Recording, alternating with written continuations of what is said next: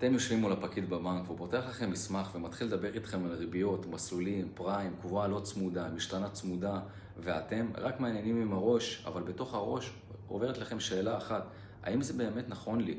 אז בואו רגע נהיה כנים. אז רוב האנשים לא לוקחים משכנתה כל יום. זו באמת התחייבות הכי גדולה שתעשו למשך 20 עד 30 שנה בחיים שלכם, וזו החלטה לא פשוטה. ובאותו רגע, מול כל המספרים, מול כל הטבלאות, קשה באמת לדעת אם ההצעה טובה, באמת כמו שקיבלתם אותה, או שפשוט קיבלתם הצעה, מה שהבנק הציע לכם. ופה בדיוק מתחילה הבעיה. גם הבדל קטן בריבית או בתמיל יכול להיות שווה עשרות ואפילו מאות אלפי שקלים לכל אורך השנים.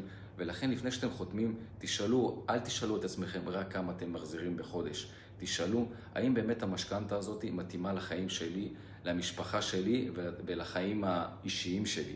כי משכנתה לוקחים פעם אחת, אבל משלמים עליה במשך 30 שנה. אם קיבלתם הצעת משכנתה ואתם רוצים לדעת אם היא באמת טובה לכם ולחיים שלכם, תשלחו לי הודעה ואני אשמח לעזור לכם.